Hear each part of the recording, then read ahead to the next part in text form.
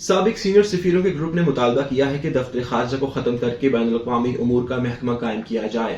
سابق سفیر اور نمائندین کا کہنا ہے کہ برطانیہ کو اپنے مقاصد اور کی واضح عکاسی کرنی چاہیے۔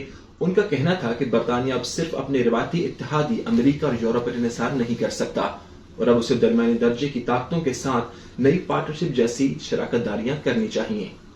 مزید احوال جانتے ہیں اس رپورٹ میں۔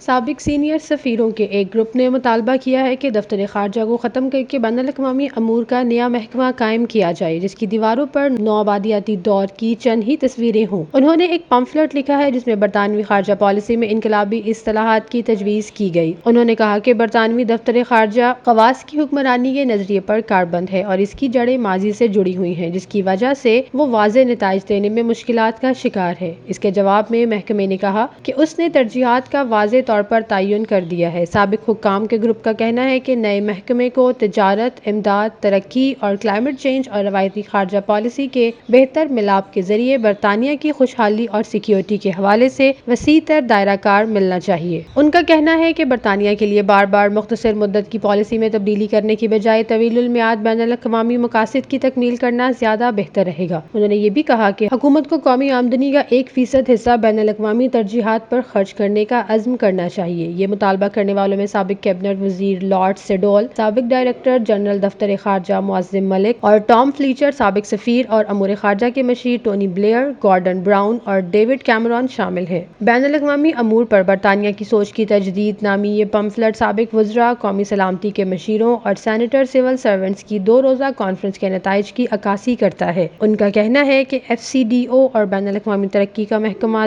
ضم کیے جانے کے باوجود نتائج دینے میں مشکلات کا شکار ہے۔ ان کا کہنا ہے کہ فارن کامن ویلتھ نام ماضی سے جڑا ہوا ہے۔ بین الاقوامی یا عالمی امور کے نام سے نئے محکمے سے ظاہر ہوگا کہ یہ محکمہ اب بالکل ہی مختلف کردار ادا کرے گا۔